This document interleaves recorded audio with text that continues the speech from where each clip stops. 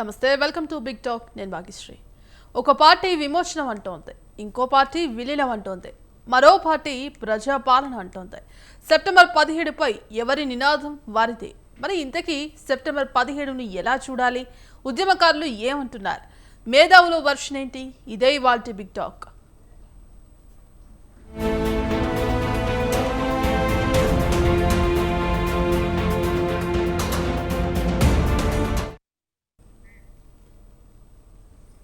ఇక ఇవాళ బిగ్ టాక్లో పాల్గొనడానికి విశ్లేషకులు మన్నం కోటేశ్వరరావు గారు, అలాగే బీజేపీ రాష్ట్ర కార్యవర్గ సభ్యులు పైల కృష్ణారెడ్డి గారు ఉన్నారు. ఇక బీఆర్ఎస్ మాజీ ఎమ్మెల్యే బొల్లం మల్లం యాదవ్ గారు ఉన్నారు. సార్ నమస్తే అండి అందరికీ. కోటేశ్వరరావు గారు చెప్పండి. ఒక పార్టీ ఏమో విమోచనం అంటుంది, మరో పార్టీ ఏమో ఎవరి వర్షన్ వాళ్ళదే కనిపిస్తోంది. అసలు ఈ సెప్టెంబర్ 17ని ఎలా చూడాలంటారు? ఇప్పుడు సెప్టెంబర్ 17 అనేటువంటిది భారత చరిత్రలో ముఖ్యంగా తెలంగాణ, అదేవిధంగా మరక్వాడ, కర్ణాటక ప్రాంతాలు కలిసినటువంటి నిజాం నవాబు స్టేట్లో ఒక ముఖ్యమైనటువంటి రోజు. దీనిలో మీరు అన్నట్టుగా ఒక పార్టీ విమోచన, లేకపోతే మరొక పార్టీ మరొకటి రకరకాలుగా చెప్తున్నాయి. ఈ చెప్పేవన్నీ కూడా ఎవరికి వారు తమ దృష్టికోణం నుంచి చెబుతున్నటువంటి పాక్షికమైనటువంటి అంశాలు తప్ప సమగ్రమైనటువంటి దృష్టి కాదు అనేది మాత్రం నేను చెప్పదలుచుకున్నాను.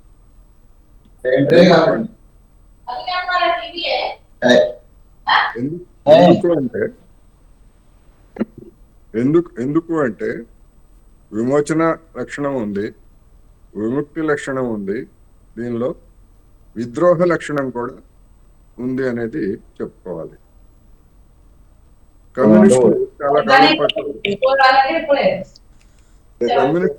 కమ్యూనిస్టులు చాలా కాలం పాటు సెప్టెంబర్ 17ను పాటించలేదు. కానీ ఇటీవల కాలంలో ముఖ్యంగా బీజేపీ ఆ సెప్టెంబర్ 17ని వక్రీకరిస్తున్నటువంటి నేపథ్యంలో కమ్యూనిస్టులు కూడా సెప్టెంబర్ 200 సార్లు తెలంగాణ ఒక ముఖ్యమైనటువంటి ఘట్టంగానే దీన్ని పరిగణిస్తూ అసలు ఏం జరిగింది ఏమిటనేటువంటిది కమ్యూనిస్టులు కూడా సభలు పెడుతున్నారు. అదేవిధంగా ఇవాళ కూడా సభలు పెట్టారు. విమోచన అని బీజేపీ ఎందుకు చెప్తున్నది అంటే, బీజేపీ అప్పుడు పార్టీ లేదనుకోండి, జనసంఘం కూడా లేదు, కానీ బీజేపీని ఏర్పాటు చేసినటువంటి ఆర్ఎస్ఎస్, లేకపోతే హిందూ మహాసభ, ఆర్య సమాజ్, ఈ మూడు కూడా హిందూ మతానికి చెందినటువంటి సంస్థలు. ఇవన్నీ కూడా ఈ నైజాం స్టేట్లో తెలంగాణ ప్రాంతంలో వీటి ఉనికి పెద్దగా లేదు.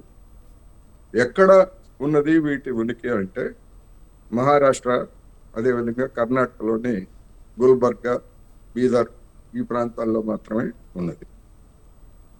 నైజాం నవాబుకు వ్యతిరేకంగా నైజాం నవాబు ప్రభుత్వాన్ని లేదా నైజాం నవాబుకు మద్దతుగా ఇస్తున్నటువంటి దేశముఖులు, జాగీర్దారులు, వాళ్ళు ఏ మతానికి చెందినటువంటి వాళ్ళైనా కానీ, హిందువులు కావచ్చు, ముస్లిమ్స్ కావచ్చు, హిందువుల్లో రకరకాల సామాజిక తరగతులకు చెందినటువంటి వాళ్ళంతా కూడా నైజాం నవాబుకి మద్దతుగా ఉన్నటువంటి దానిలో ఆంధ్ర మహాసభ నాయకత్వాన 1944 జూలై 4న కడవెండి గ్రామంలో దొడ్డి కొమరయ్యని చంపవేయడంతో సాయుధ పోరాటానికి ఆ రోజు నాటి పలికింది.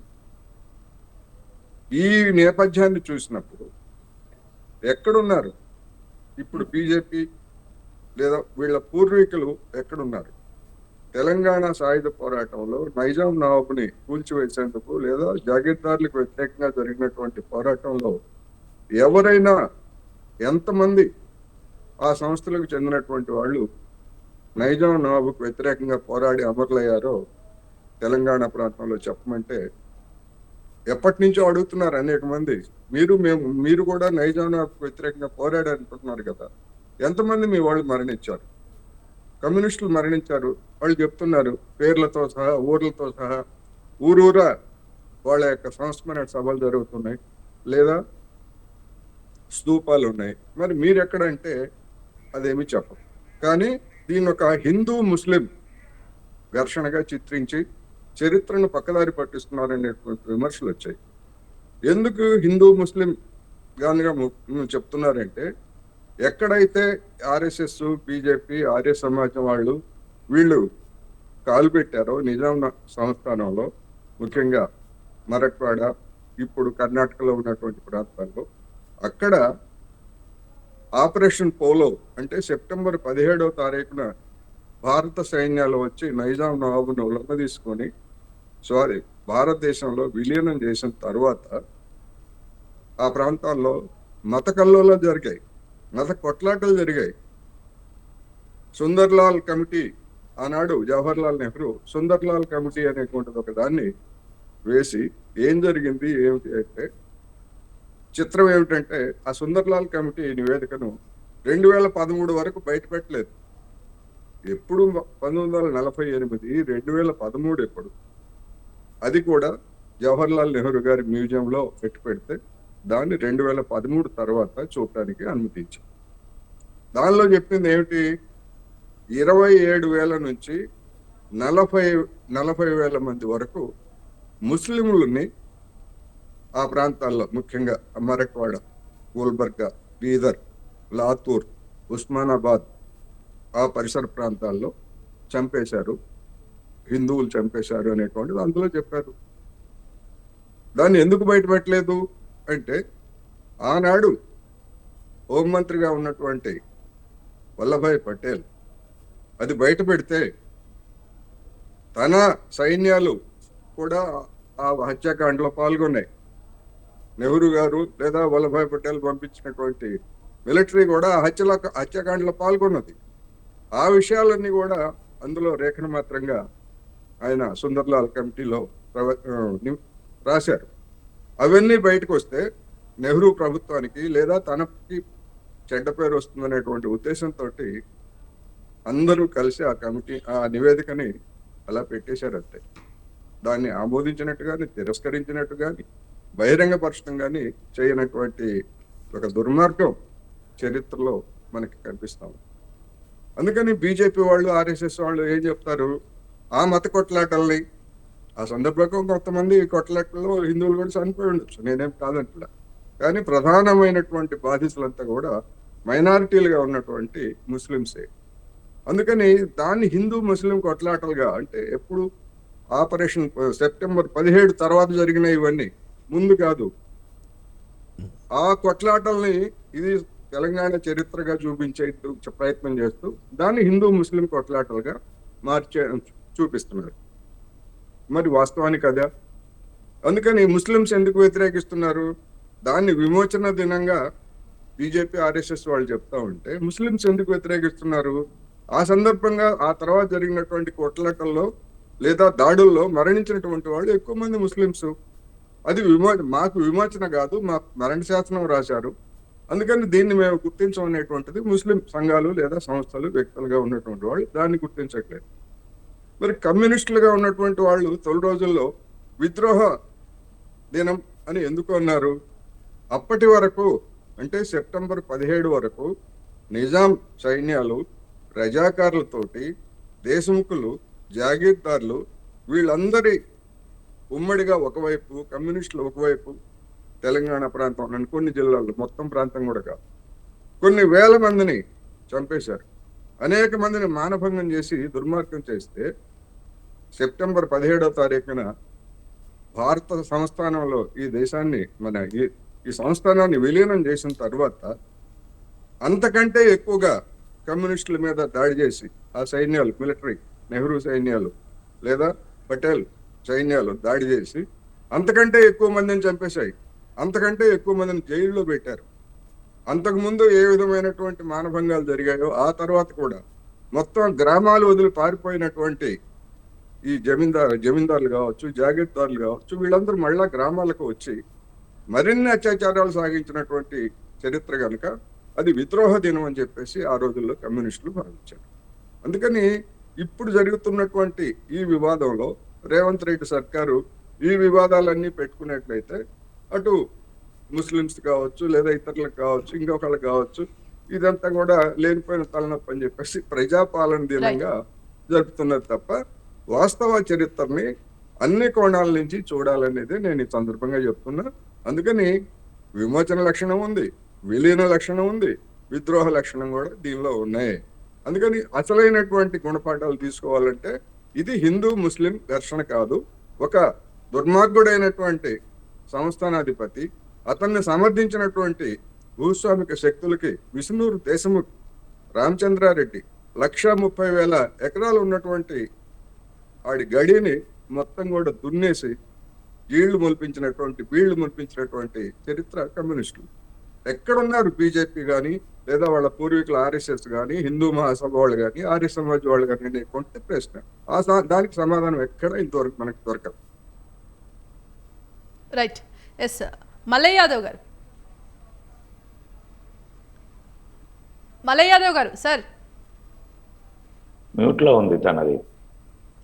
సార్ అన్మ్యూట్ చేయండి. ఫ్రీజ్ అయిపోయింది ఆయన్ని. ఎస్ వెంకటస్వామి గారు. సార్ మరి ఒక పార్టీ ఏమో విమోచనం అంటోంది, మరి బీఆర్ఎస్ ఏమో విలీనం అంటోంది, కాంగ్రెస్ ప్రభుత్వం ఏమో ప్రజాపాలన అంటూ కూడా నిర్వహిస్తోంది.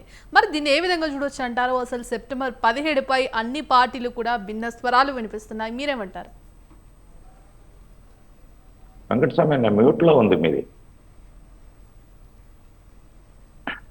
గారికి నమస్కారము. ఈ పదాల గడిబిడిలో అసలు చరిత్రను మర్చిపోతున్నాం. పురుషరారు చెప్పినట్టుగా ఆ సెప్టెంబర్ 17th ముందు తర్వాత చాలా పరిణామాలు జరిగినాయి. సో వాటినన్నిటిని వదిలిపెట్టేసి యాక్చువల్లీ 17th సెప్టెంబర్ ఏదైతే ఉందో అది ముమ్మాటికి మనకు ఈ ప్రాంత ప్రజలకు కేంద్ర ప్రభుత్వం, ఆ రోజు ఉన్నటువంటి కేంద్ర ప్రభుత్వం, ఆ రోజు ఉన్నటువంటి ప్రధానమంత్రి, ఆ రోజు ఉన్నటువంటి హోంమంత్రి నాయకత్వంలో ఈ ప్రాంతానికి ఒక నిరంకుశ పాలన నుంచి, లేకపోతే ఒక రాజరిక పాలన నుంచి విముక్తి కలిగించి మన దేశంలో మన ప్రజాస్వామ్య వ్యవస్థలో విలీనం చేసిన రోజు అధికారికంగా. అంతకుముందు 17 సెప్టెంబర్కు ముందు 15th August and 17th September ఈ మధ్యన చూసుకుంటే అధికారికంగా ఈ దేశంలో 3 చోట్ల 3 ప్రాంతాలలో అధికారికంగా త్రివర్ణ పతాకం ఎగరలే. దాంట్లో హైదరాబాద్ ఒకటి, కాశ్మీర్ ఒకటి, అదేవిధంగా జునాగఢ్, ఐ థింక్ నాకు ఉన్న దాని ప్రకారము జునాగఢ్ అని గుర్తుంది నాకు. So subject correct. సో ఈ 3 ప్రాంతాలలో ఎగరలేదు.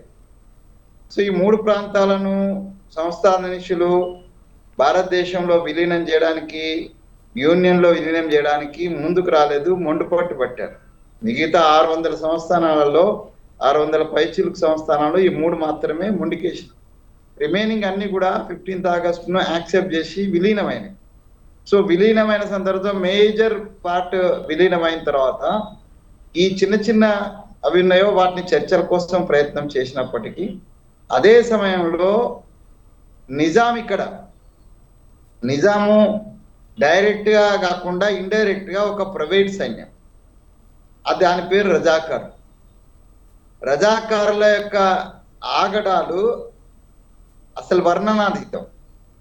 సభ్య సమాజం తలదించుకునేటువంటి, అది ఏ సమాజం అంటే హిందువులు ముస్లిం అనేటువంటిది కాదు. ఇక్కడ సభ్య సమాజం తలదించుకునే విధంగా ఈ హైదరాబాద్ ప్రాంతం మొత్తాన్ని మీద అతలాకుతలం చేసి హింసతోటి మానాలను బజార్లో పెట్టినటువంటి ఒక కిరాతకమైనటువంటి సైన్యం రజాకారు.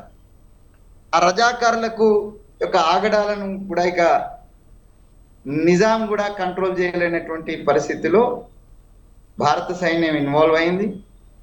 భారత సైన్యము ఈ సంస్థానాన్ని స్వాధీనం చేసుకున్నది.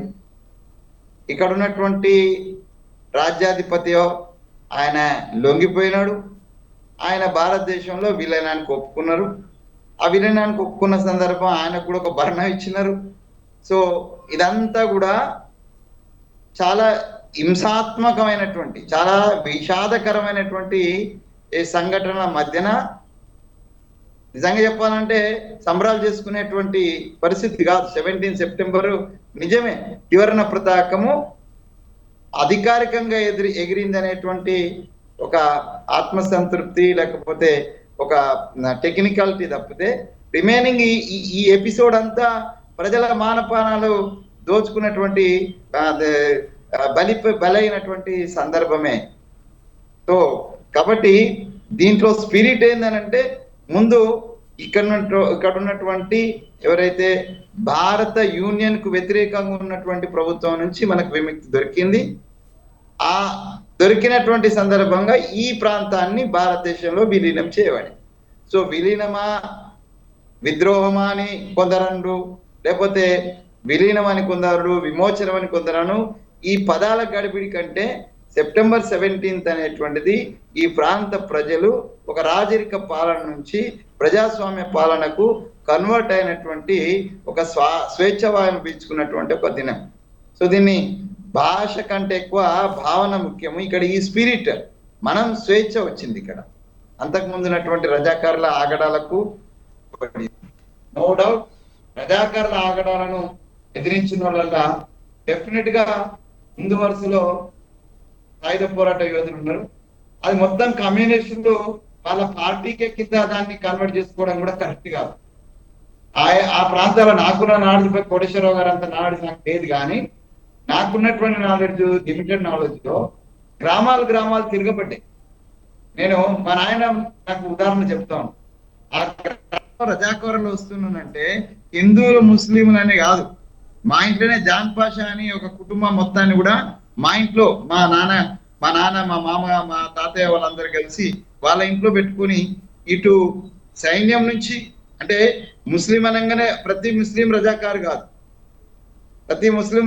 కాదు, ప్రతి తిరగబడ్డ బిడ్డ కమ్యూనిస్ట్ కాదు, కానీ ఆ రోజు తిరగబడ్డారు. రజాకారుల ఆగడాలకు వ్యతిరేకంగా తిరగబడ్డారు. నైజాం యొక్క నిరంకుశ పాలనకు వ్యతిరేకంగా తిరగబడ్డారు. ఈ తిరగబడ్డలలో ముందు వరుసలో డెఫినెట్ గా ఒక సైద్ధాంతిక భూమిక మీద కొట్లాడినటువంటి వాళ్ళు కమ్యూనిస్టులే.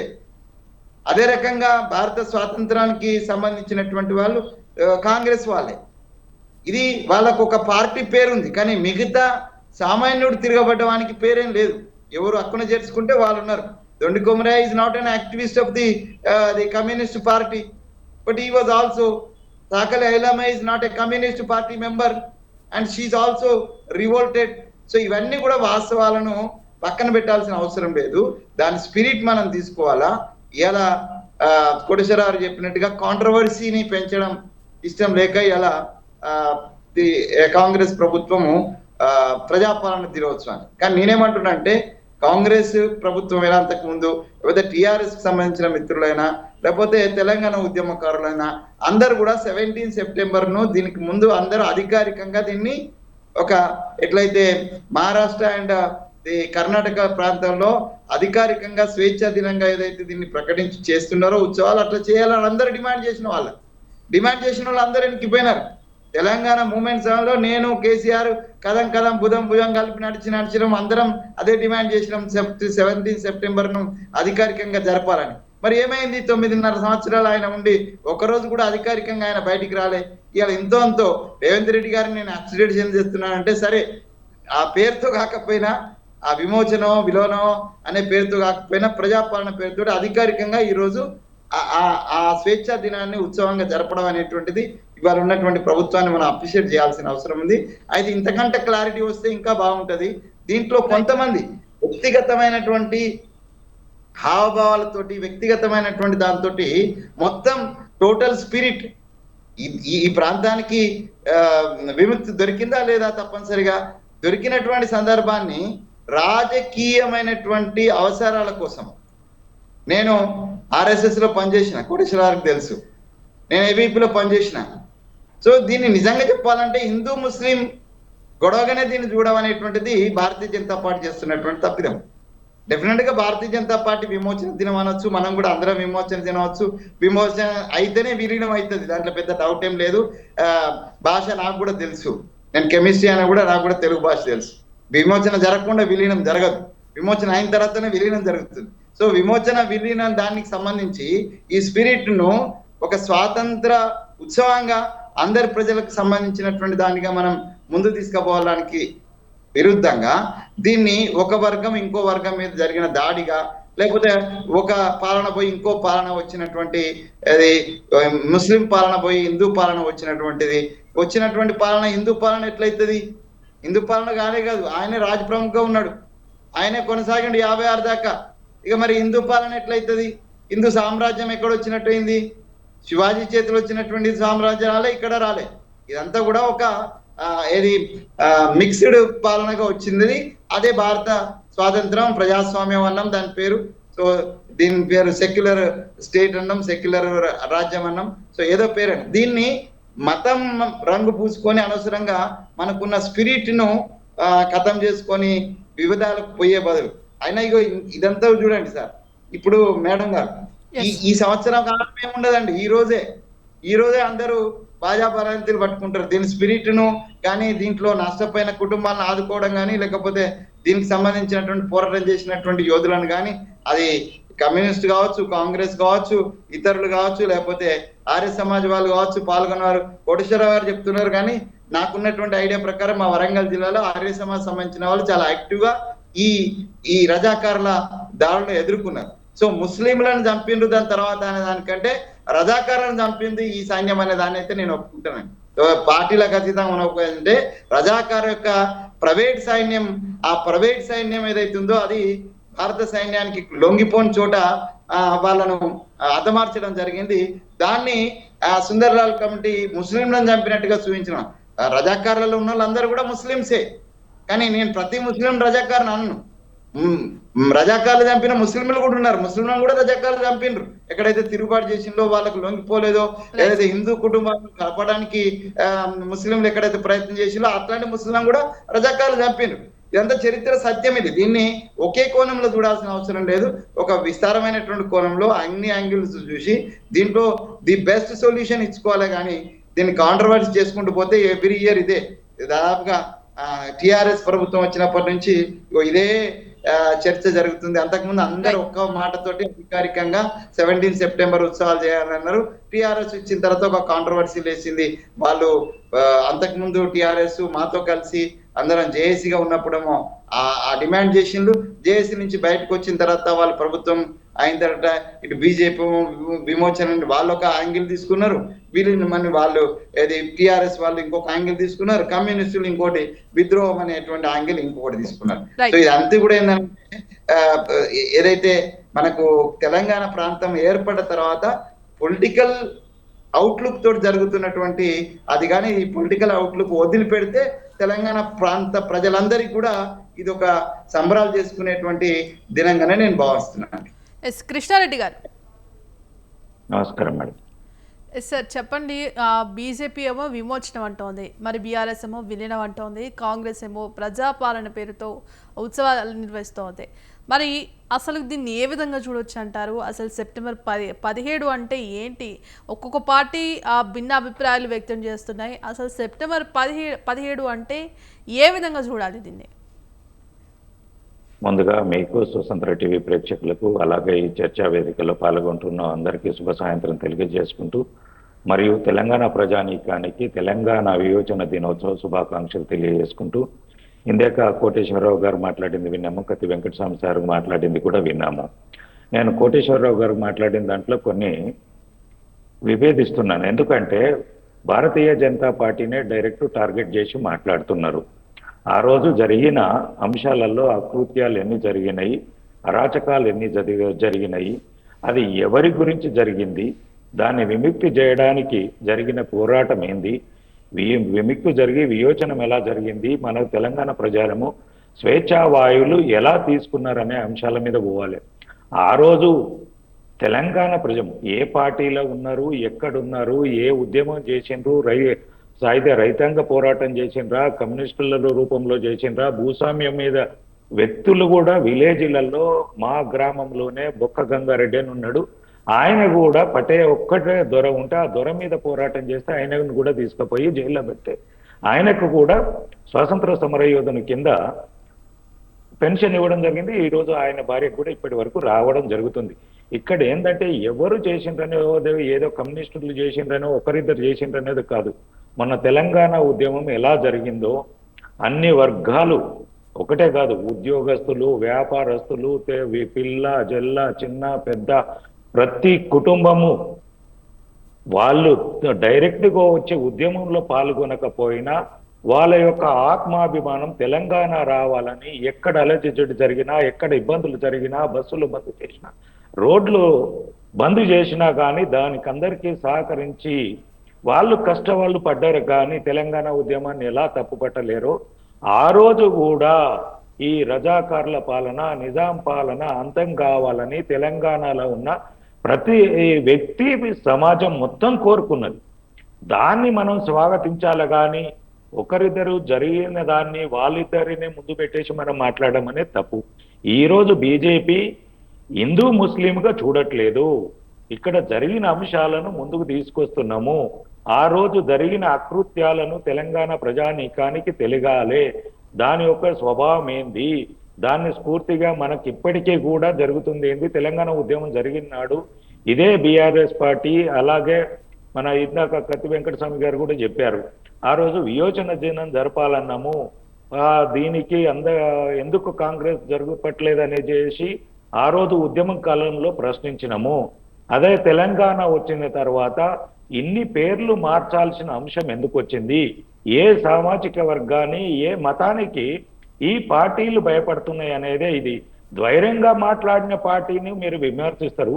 తెలంగాణ ఉద్యమంలో మనం ఆ రోజు తీసుకున్న అంశం ఏంది, ఆ రోజు సెప్టెంబర్ 17ను ఏ విధంగా జరుపుకున్నాము ఉద్యమ కాలంలో, దానిని తెలంగాణ సాధించుకున్న తర్వాత ఏ సామాజిక వర్గానికి, ఏ మతానికి భయపడి ఈ పేరు మార్చారనేది మనం డిస్కస్ చేయాలి. ఆ అంశాన్ని పక్కకు పెట్టేసి ఆర్ఎస్ఎస్నో, ఆర్య సమాజ్నో, బీజేపీనో కాదు, మేము ఆ రోజు తెలంగాణ ఉద్యమం నాడు ఏ స్టాండ్ అయితే తీసుకున్నామో ఆ స్టాండ్ ప్రకారమే వెళ్తున్నాము. ఇందాక చరిత్ర అంతా చెప్పారు, నేను చెప్దాం అనుకున్నాను.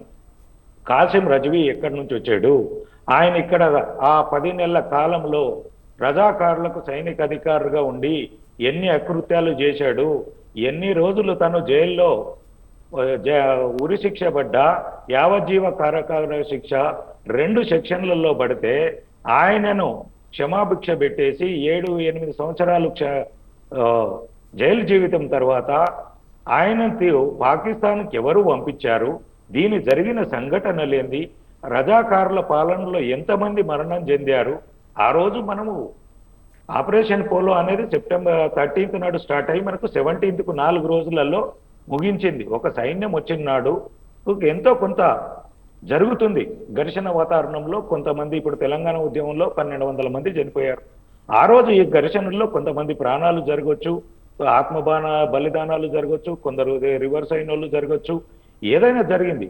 అద్యమంగా అంతిమంగా మనము తెలంగాణలో నిజాం పాలన నుంచి వియోచన జరిగింది.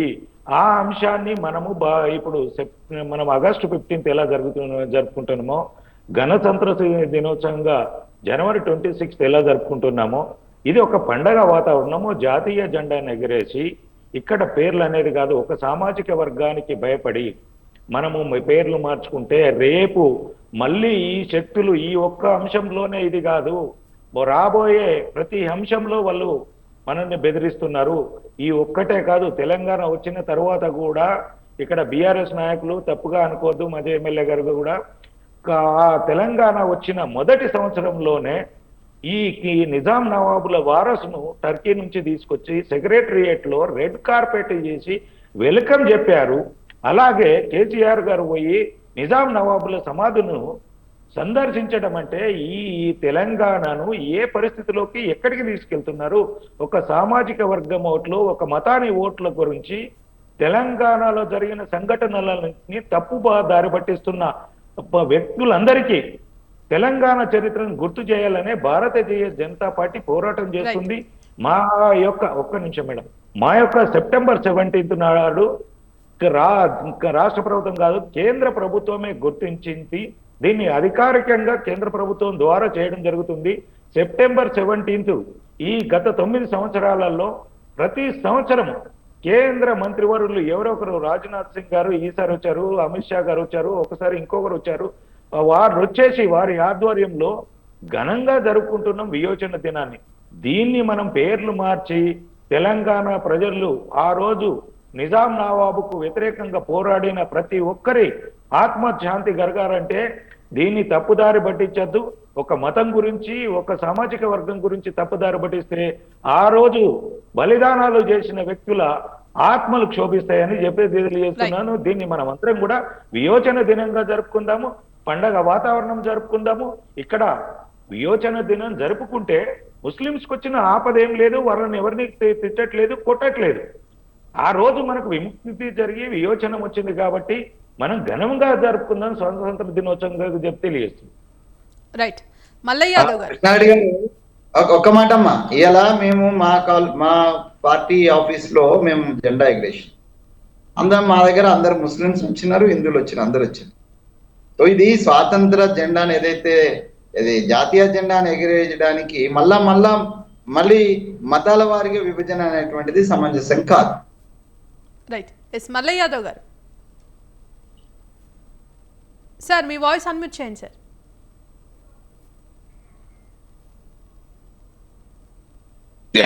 గుడ్ ఈవినింగ్ అండి.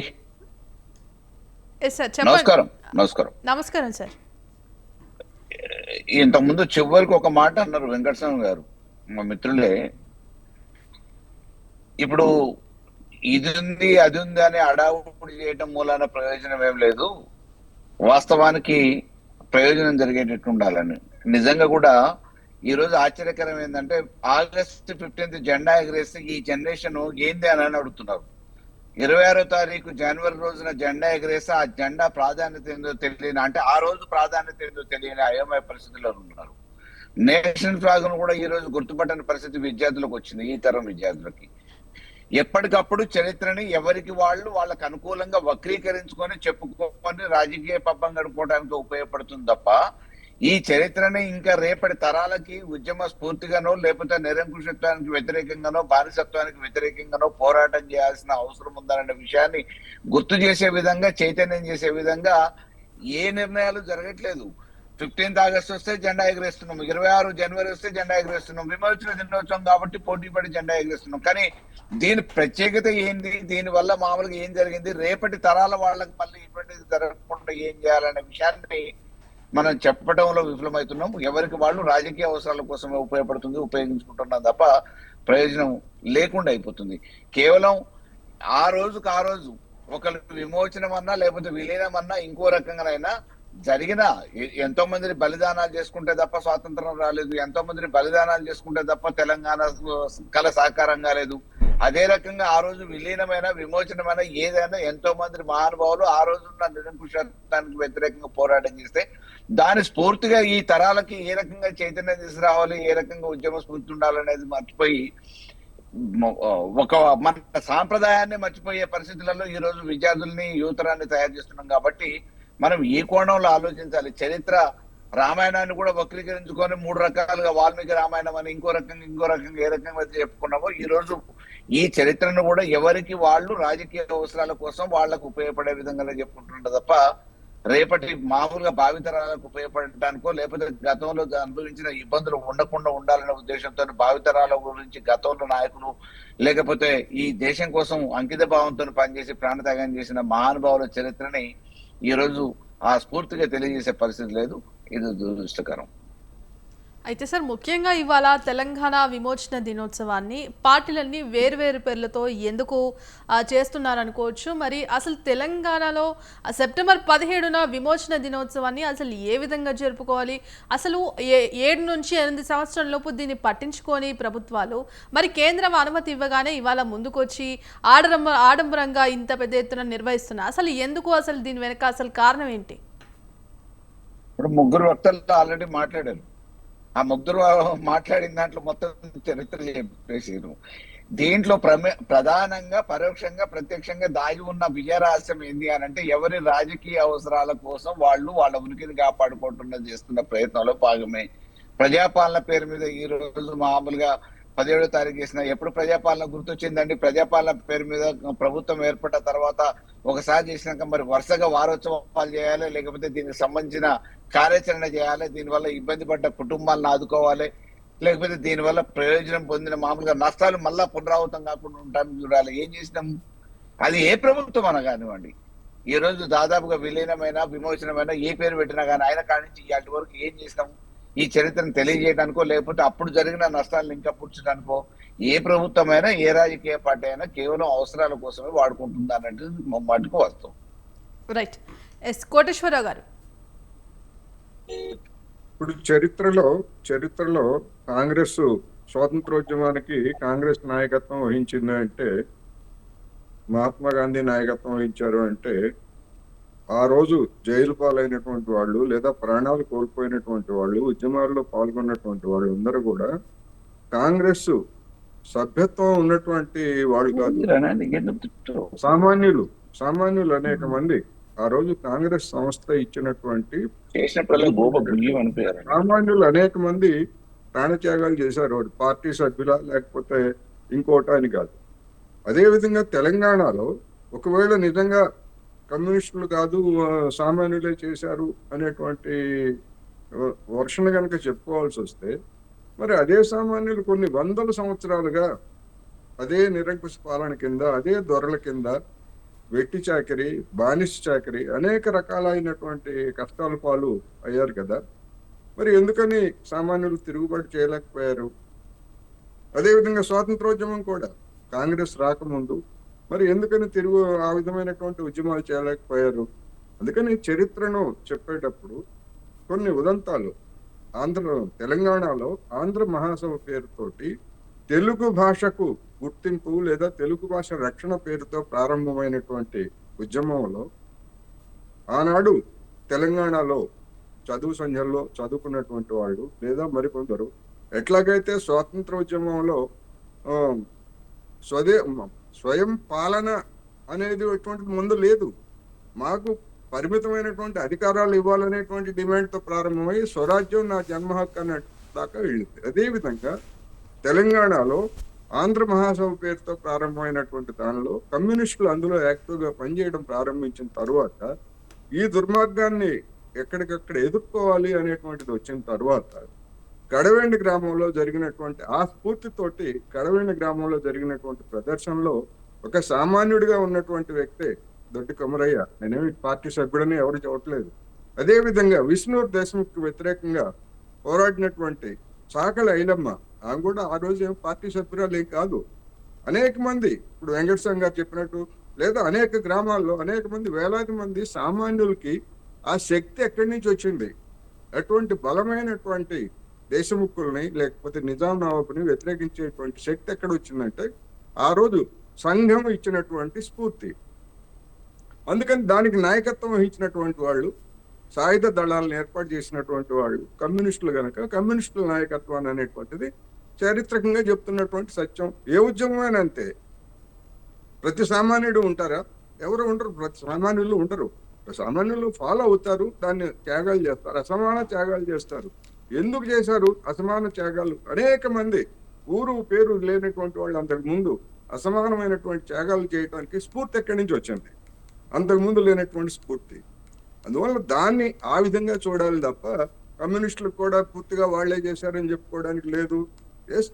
ఎవరి అభిప్రాయం వాళ్ళు చెప్పుకోవచ్చు, దాన్ని ఏం నేను కాదాను. కాకపోతే ఇక్కడ మిలిటరీ వచ్చిన తర్వాత ముస్లింలు చంపారు అనేటువంటిది ఒక మాట వచ్చింది. మిలిటరీ వచ్చిన తర్వాత ముస్లింలు చంపింది ఎప్పుడు మిలిటరీ వచ్చింది? 13 నుంచి 17 వరకు మిలిటరీ వచ్చింది. మహారాష్ట్రలో లేదా కర్ణాటకలోని 2 జిల్లాల్లో జరిగినటువంటి ఉదంతాలన్నీ కూడా సెప్టెంబర్ 17 తర్వాత ఒకవేళ నిజంగా మిలిటరీ రజాకార్లను కనుక చంపేసేట్లయితే ఎందుకు చంపాల్సి వచ్చింది? విలీనం అయిపోయింది. రాజు అప్పటికే సెప్టెంబర్ 17వ తారీఖున చేతులు ఎత్తేశాడు, విలీనాన్ని ప్రకటించాడు. ఆ తర్వాత మరి 4 రోజుల పాటు సాగినటువంటి అల్లర్లలో 30,000 మంది 40,000 మంది రజాకారులను చంపినట్టు ఎక్కడన్నా చరిత్రలో చూపించమనండి ఎవరినైనా కానీ. ఒకవేళ అదే కనుక అయ్యేట్లయితే మరి అసలైనటువంటి కార్యస్థానం ఎక్కడ? హైదరాబాదు, నల్గొండ, వరంగల్, ఖమ్మం ఈ ప్రాంతాల్లో మరి రజాకారులను ఎంతమందిని చంపింది మిలిటరీ సైన్యం? ఆ రోజు నెహ్రూ సైన్యం చంపలేదు, సామాన్యులను చంపిందండి. అక్కడ రజాకారులను చంపితే ఎవరికి సానుభూతి లేదు, చంపొచ్చు, నిర్దాక్షిణ్యంగా చంపేసేయచ్చు వాళ్ళు చేసినటువంటి దుర్మార్గాలకి. కానీ అక్కడ అనేక మంది చెలరేగి అనేక సంస్థలు, కొన్ని హిందుత్వ సంస్థలు, ఆనాడు ఉన్నటువంటి హిందూ సంస్థలు రెచ్చగొట్టిన కారణంగానే సామాన్య ముస్లింలని చంపేశారు. కొన్ని వేల మందిని తరిమేశారండి గ్రామాల నుంచి, పట్టణాల నుంచి. చరిత్ర అది. అందుకని దాన్ని మనం చరిత్రని మూసిపెడితే ఆ తర్వాత ఏదో వాళ్ళంతా కూడా రజాకారులు అయి ఉండొచ్చు అని ఎందుకు? చరిత్ర ఉంది కదా. అందుకని ఒకవేళ అక్కడ జరిగేట్లయితే మరి మిగతా జిల్లాల్లో ఎందుకు జరగలేదు? తెలంగాణలో కూడా నేను చెప్పినటువంటి ఈ ప్రాంతాల్లో తప్ప, లేదా మిగతా జిల్లాల్లో కరీంనగర్ కావచ్చు, లేకపోతే మెదక్, నిజామాబాద్ జిల్లాలో కొన్ని గ్రామాల్లో తప్ప ప్రత్యక్షంగా జరిగినటువంటి పోరాటం ఈ 3 జిల్లాల్లోనే కదా. ఎందుకని ఇక్కడ జరిగింది?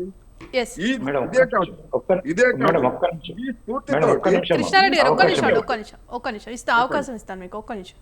కోటేశ్వరరావు గారు, ఈ స్ఫూర్తితోటి ఆంధ్ర ప్రాంతంలో పరిసర జిల్లాల్లో కొన్ని వందల మందిని కాల్చి చంపారు కమ్యూనిస్టులకి. ఇక్కడ తెలంగాణ సాయుధ పోరాటానికి మద్దతు ఇస్తున్నట్టుగా. మరి వాళ్ళు ఎందుకు అక్కడ బలయ్యారు?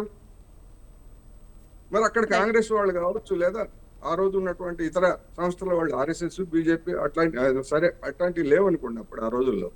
మరి వాళ్ళు ఎందుకని అక్కడ తెలంగాణ ఆంధ్ర ప్రాంతంలో కృష్ణా, గుంటూరు, పశ్చిమ గోదావరి, తూర్పు గోదావరి, నెల్లూరు, ఇవాళ ప్రకాశం కొన్ని వందల మందిని చంపేశారు. ఎందుకు చంపేశారు? గాంధీ విగ్రహాల ముందు ఊరందరిని, జనాలందరినీ కూడా గాంధీ విగ్రహాల ముందు తీసుకొచ్చి బట్టలు ఇప్పించి కొట్టినటువంటి ఉదంతాలు ఉన్నాయండి అక్కడ. ఎందుకు చేశారు ఇవన్నీ, ఈ దుర్మార్గాలన్నీ? అందుకని చరిత్రగా చూడాలి, కూడా మార్చిపోయేటువంటివి కాదనేది నేను చెప్పదలుచుకున్నాను. కృష్ణారెడ్డి గారు, ఇందాక కోటేశ్వరరావు గారు పెద్దలు, అనుభవజ్ఞులు చాలా అవాస్తవాలు మాట్లాడుతున్నారు. ఆ రోజు జరిగిన ఉద్యమం కానీ, తెలంగాణ విమోచన దినాన్ని జరిగిన తర్వాత ఇక్కడ రజాకారులనే హిందువులు చంపారనే విధంగా, తెలంగాణ వాళ్ళు చంపారు అనే విధంగా ముస్లింలను, అది తను ప్రొజెక్ట్ చేయడం అనేది కరెక్ట్ కాదు.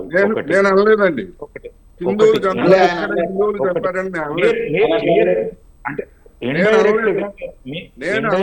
మరాఠవాడ ప్రాంతంలో, బీదర్, గుల్బర్గా ప్రాంతంలో చంపినటువంటి వాళ్ళందరినీ వాళ్ళు రజాకార్లు అయి ఉండొచ్చని వెంకటస్వామి గారు అంటే, ఒకవేళ రజాకార్లే అయితే, ముస్లింలు చంపారు, రజాకార్లే అయితే మరి ఇక్కడ అసలైనటువంటి కార్యస్థానంలో హైదరాబాద్ లో లేకపోతే తెలంగాణ జిల్లాల్లో మరి ఆ విధమైనటువంటి హత్యలు గాని, చంపడం గాని ఎందుకు జరగలేదు అనేది నా ప్రశ్న. అంతేగాని హిందువులు చెప్పారని నేను అనలేదు. సరే, ఇండైరెక్ట్ గా మీరు అన్నారు ముస్లింలను. మళ్ళా చెప్తున్నాను నేను,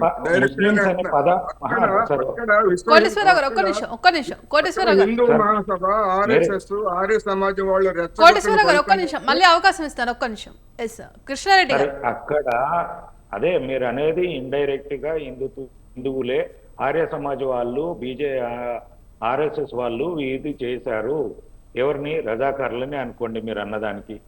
అంటే వాళ్ళు చేసిన కృత్యాలు కాదు, కానీ వీళ్ళు చేసిన కృత్యాలు అనేది ఒక వర్షను ఒకటి. రెండోది, మనకు మీరు ఏదైతే ఆంధ్ర ప్రాంతంతో చెప్పారో, ఆంధ్ర ప్రాంతంలో మనకు బ్రిటిషర్స్ పాలన, మన దగ్గర నిజాం రజాకారుల పాలన, నవాబు నియంతృత్వ పాలన ఇక్కడ.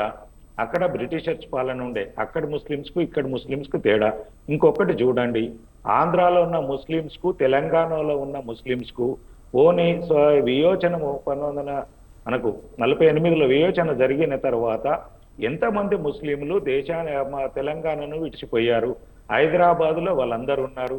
ఒక్క నిజాం నవాబు ఫ్యామిలీ అరాచకాలు చేసిన 4-5 ఫ్యామిలీలు ఒక టర్కీకి పారిపోయినాయి తప్ప, కొంతమంది పాకిస్తాన్లో ముస్లిమ్స్ హిందూ దేశంగా సపరేట్గా ఉండాలనుకున్నప్పుడు కొంతమంది ముస్లిమ్స్ పోయి మేము పాకిస్తాన్లో సెటిల్ అవుతామన్నారు. అక్కడున్న హిందువులు వచ్చేసి ఇండియాలో సెటిల్ అయ్యారు. ఇది జరిగినది. కానీ మీరు అన్న సిపిఐ సిపిఎం అనేది 3 జిల్లాలోనే వాళ్ళు ఉండే, నల్గొండ, ఖమ్మము, పాటప్, వరంగల్ జిల్లాలోనే వాళ్ళు అప్పుడు సిపిఐ సిపిఎం ఈ తెలంగాణ రైతు సాధన పోరాటంతో పాటు వాళ్ళు కూడా ఇది చేశారు. వాళ్ళే తెలంగాణ సమాజాన్ని మొత్తం మోటివేట్ చేస్తేనే ఉద్యమం జరిగింది. వారి చెప్తేనే గ్రామాలలో నిజాం నవాబుకు వ్యతిరేకంగా పోరాడారు అనే విధంగా కాదు. ప్రతి ఒక్కరిలో చైతన్యం వచ్చింది. ఎవరు చెప్పినా చెప్పకపోయినా వారి యొక్క అనిచేతకు వ్యతిరేకంగా ప్రతి ఒక్క మన తెలంగాణ ఉద్యమంలో ప్రతి ఒక్కరి మనోభావాలు ఎట్లా ఉప్పొంగినాయో ఆ రోజు మనకు నిజాం నవాబు నియంకుశ పాలనకు వ్యతిరేకంగా ప్రతి గ్రామంలో అప్పుడు ఇంత టెక్నాలజీ లేదు, ఇంత లేదు. వెంకటస్వామి గారు. ఓకే, నమస్తే. ఇప్పుడు కోటేశ్వర గారు చెప్పినటువంటి దాంట్లో కొంచెం అంటే ఇప్పుడు ఆ ప్రాంతంలోనే ఎందుకు జరిగిందంటే, నాకున్నటువంటి లిమిటెడ్ నాలెడ్జ్ లో ఇక్కడ స్వాధీనం అయిన తర్వాత కాసిం రజీవికి సంబంధించిన ప్రైవేట్ సైన్యము వివిధ ప్రాంతాలకు వెళ్ళింది. సో ఇన్నోసెంట్ ముస్లింను చంపిన, ఇన్నోసెంట్ హిందువులను చంపడానికే కాసిం రజ్వీ సైన్యము, ఇన్నోసెంట్ ముస్లింలను చంపడానికి ఎవరైతే నైజాం వ్యతిరేక ఇప్పుడు షోబుల్లా ఖాన్ చంపేసిందండి. బందగికి సంబంధించిన త్యాగం మనకు తెలుసండి. ఒకటి వాళ్ళు ముస్లింసే కదా. సో ముస్లిం హిందూ అని అక్కడ కాకుండా నైజాము పరిపాలనకు వ్యతిరేకంగా ఉన్న ప్రతి ఒక్కరిని వాళ్ళు కాసిం రజ్వీ ప్రైవేట్ సైన్యం చంపింది. సో ఆ సైన్యానికి సంబంధించిన వాళ్ళు లొంగిపోయినారు. లొంగిపోని వాడు డెఫినెట్ గా సైన్యం యొక్క పదగట్టాల కింద నలిగిపోవాల్సి వస్తుంది. ఇంకా రెండో అంశం ఏంటంటే, ఇప్పుడు మనం కేవలము మనం ఒక సమాజం ఇంకో సమాజం మీద ఇది తప్పుపట్టేటువంటి ప్రయత్నము ఈ స్పిరిట్ లో నేను కోటేశ్వరరావు 100% ఏకీభవిస్తున్నదంటే, ఏ ఉద్యమానికైనా ఒక స్పిరిట్, ఒక మోటివేటివ్ పాయింట్ ఉంటుంది, మోటివేటివ్ సంస్థ ఉంటుంది. నో డౌట్ అది నల్గొండ, ఖమ్మం, వరంగల్ కొన్ని ప్రాంతాల నుంచి కమ్యూనిస్టు డామినేటెడ్ అయినప్పటికీ కమ్యూనిస్టులే స్ఫూర్తి నైజాం వ్యతిరేకంగా జరిగినటువంటి పోరాటానికి, రైతాంగ పోరాటానికి, దాన్ని పెట్టినటువంటి రైతులు బందూకులు పట్టుకోవడానికి డెఫినెట్ గా కమ్యూనిస్టులే స్పిరిట్ అవుతారు. దాంట్లో డౌట్ ఏం లేదు. ఇవాళ తెలంగాణ ఉద్యమం ఉన్నది. తెలంగాణ ఉద్యమానికి మీరు ఒప్పుకున్నా ఒప్పుకోకపోయినా, నేను కాంగ్రెస్ పార్టీలో ఉన్నా, the initiative spirit TRS party అవుతుంది, డెఫినెట్ గా అవుతుంది. దాన్ని మనం చరిత్రను పక్కకు నెట్టేయడానికి వాళ్ళ పాత్రను వాళ్ళ తర్వాత వచ్చిన తర్వాత ప్రభుత్వానికి వచ్చిన తర్వాత ఏం చేసిన అది తర్వాత అంశం. అది కానీ ఏ ఉద్యమానికైనా, స్వాతంత్ర ఉద్యమానికి స్పిరిట్ కోటేశ్వరరావు కరెక్ట్ చెప్పినాడు. స్వాతంత్ర ఉద్యమంలో ఉన్నటువంటి స్పిరిట్ ఏదైతుందో అది కాంగ్రెస్ పార్టీ సంబంధించినటువంటి గాంధీ, నెహ్రూ నేతృత్వంలో ఉన్నటువంటి కాంగ్రెస్ పార్టీ, సుభాష్ నేతృత్వం ఉన్నటువంటి కాంగ్రెస్ పార్టీ ఒక స్పిరిట్, ఒక మూమెంట్ స్పిరిట్ అది. సో మనం ఆ యాంగిల్ లో చూసినప్పుడు డెఫినెట్ గా తెలంగాణ విమోచన సందర్భమా, విలీనం సందర్భం ఏదైతే ఉన్నదో ఆ సందర్భానికి పురుడు పోసి పోరాటాన్ని నడిపింది.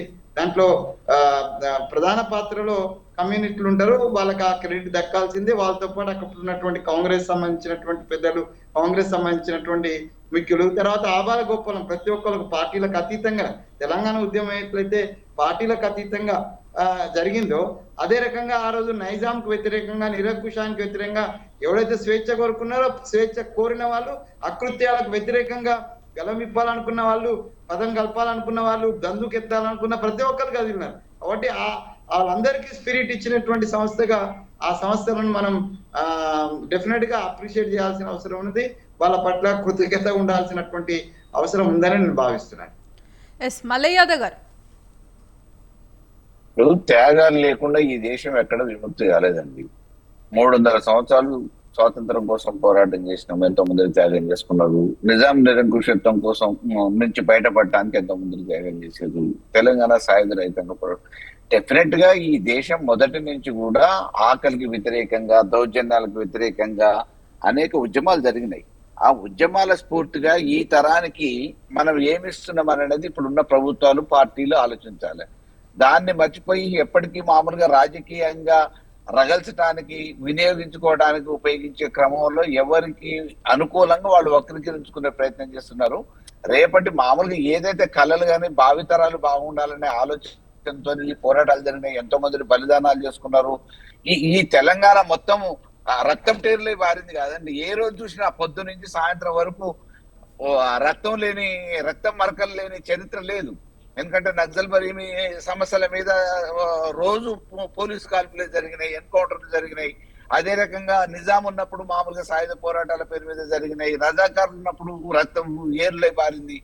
ఈ రక్తపు మరకలతో ఏర్పడి స్వాతంత్రాన్ని సిద్ధించుకున్న తర్వాత ఈ తరాలకి ఏం నేర్పుతున్నాం అనేది వదిలిపెట్టి మనం చరిత్ర ఎవరికి అనుకూలంగా వాళ్ళు మలుచుకుంటున్నాం. ఇది దురదృష్టకరం. డెఫినెట్ గా రేపు భావితరాల వాళ్ళకి మన కల్చర్ గురించి, త్యాగాల గురించి చెప్పాల్సిన బాధ్యత ఉంది. అది ఏ ప్రభుత్వమైనా, ఏ పార్టీ అయినా.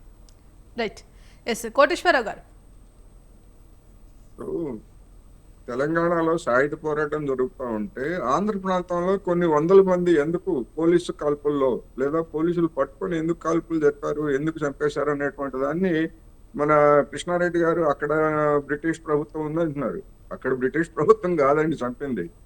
48 నుంచి 1948 నుంచి 51 వరకు విలీనం అయిన తర్వాత కూడా ఇక్కడ సాయుధ పోరాటం సాగింది.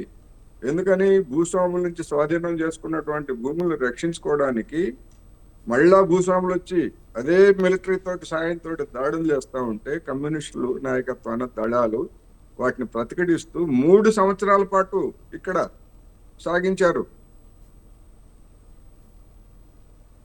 సాయుధ పోరాటాన్ని. ఆ సాయుధ పోరాటానికి పక్కనే ఉన్నటువంటి పరిసర ప్రాంతాల్లో ఉన్నటువంటి జిల్లాలన్నీ కూడా అక్కడ మరి కమ్యూనిస్ట్ ఉద్యమం లేకపోతే షెల్టర్లు ఇవ్వడం కావచ్చు, ఆయుధాలు ఇవ్వడానికి డబ్బులు కావచ్చు, అనేక రకాలుగా ఇచ్చినందుకు గాను అనేక మంది మహిళల్ని మానభంగం చేశారు. అనేక మందిని, వందల మందిని పిట్టలుగా కాల్చి చంపారు.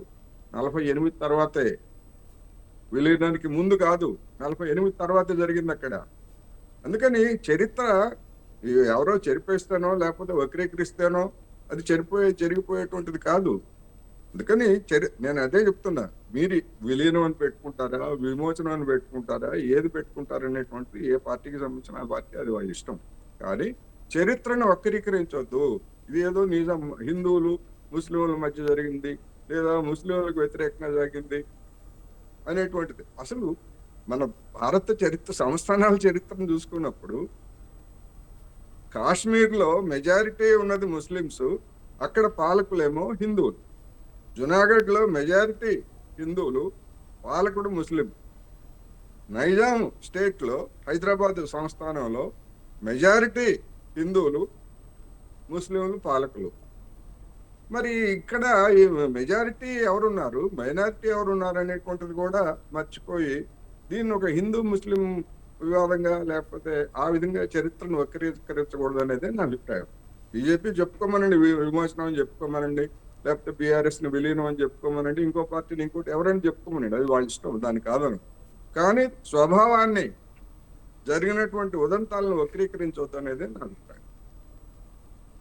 రైట్. ఎస్ కృష్ణారెడ్డి గారు.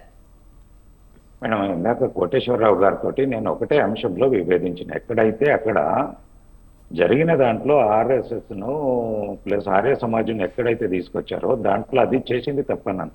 ఏదైతే ఉద్యమ స్ఫూర్తి రగిలించిందనో, ఎక్కడ ఎవరి మనోభావాలు, ఎక్కడ అకృత్యాలు జరిగినాయో, ఎక్కడ అరాచకం జరిగిందో, ఏ గ్రామంలో జరిగిందో ఆ ప్రాంత వ్యక్తులు కూడా అప్పటికప్పుడు రియాక్ట్ అయ్యింది. తెలంగాణ ప్రాంతంలో ప్రతి జిల్లాలో జరిగింది, ప్రతి గ్రామంలో అది జరిగింది. కాకపోతే కొన్ని ఏంటంటే ఇప్పుడున్నంత మీడియా లేదు, ఇప్పుడున్నంత వ్యవస్థ అప్పుడు లేదు. ఓన్లీ మనిషి వెళ్ళి చెప్పితే తప్ప సమాచారం తెలియలేని పరిస్థితి. కాబట్టి ఇప్పుడు ఏంటంటే ఎక్కడ కూర్చున్నా ప్రపంచంలో ఏం జరిగినా మనకి క్షణాలలో తెలుస్తుంది. కాబట్టి ఆ రోజు ఎక్కడ జరిగినాయి ప్రతి ప్రాంతంలో, ప్రతి ఏరియాలో, ప్రతి ఇంటి కూడా రజాకారులు నిజాం నవాబు అకృత్యాలకు బలైనోళ్ళే. కాబట్టి దీని స్ఫూర్తి అంతటా జరిగింది. కాకపోతే ఇప్పుడు మనం ఒకటండి, నేను ఒకటే ఎగ్జాంపుల్ చెప్తాను. ఒక దగ్గర ఒక చిన్న వస్తువు, ఒక చిన్న ఇత్తనం వేస్తే అది మొలకెత్తడానికి కొన్ని నెలలు పడుతుంది. ఉద్యమం అనేది కూడా ఒకరి దగ్గర స్టార్ట్ అయింది, అన్ని దగ్గరికి వెళ్ళింది. అంతిమంగా అరాచక పాలన, అకృత్యాల పదను, మానబాణాలు దోచుకున్న రజాకారుల దోపిడీని, అలాగే నిజాం నవాబు అకృత్యాల దోపిడీని తట్టుకొని మనం వియోచన జరిగింది. కాబట్టి ఇంకొక అంశం, ఇక్కడ కొన్ని ప్రాంతాలలో హత్యలు జరిగినాయి. ఇందాక కత్తి వెంకటస్వామి గారు కూడా కరెక్ట్గా కొన్ని అంశాలు చెప్పిండ్రు. అప్పుడు పోలీస్ వ్యవస్థని, అంటే పోలీస్ పటేలని పెట్టి వారి కింద కొంతమంది రజాకారులను పెట్టేసి వీళ్ళతోటి ఈ తెలంగాణ ఏదైతే మనం అప్పుడు స్వాతంత్ర ఉద్యమం గురించి నిజాం నవాబు పాలనకు వ్యతిరేకంగా పోరాడుతున్నామో దాన్ని భారత సైన్యాన్ని వచ్చిన దాన్ని అడ్డుకొట్టుకోవాలే, మీరు గనుక తెలంగాణ ప్రాంతంలో ఎంటర్ అయితే మేము ఎర్రకోట పైన రక్తలు వాడిస్తాము, అక్కడ జెండేస్తామని రజాక ఏదైతే కాసిం రజవి మాట్లాడి రెచ్చగొట్టాడో, కొంతమంది పోలీస్ పటేల్ వ్యవస్థ వాళ్ళని రెచ్చగొట్టారు. మేము విలీనం అంటే వియోచనం కాము, విలీనం కాము భారతదేశంలో అని చెప్పేసి మొండికేసిన దగ్గర కొన్ని కొట్లాటలు జరగడం జరిగింది, కొన్ని హత్యలు జరగడం జరిగింది, ఘర్షణ వాతావరణంలో కొన్ని జరిగినాయి. దాన్ని మనము వాంటెడ్లీ చేసినట్టు అందులో ఆర్ఎస్ఎస్ కు లేదా ఆర్య సమాజ్కు డైరెక్ట్ను పాత్ర ఉన్నదనే విధంగా కోటేశ్వరరావు ఎక్స్ప్లెయిన్ చేయడం కరెక్ట్ కాదనే ఉద్దేశం నాది.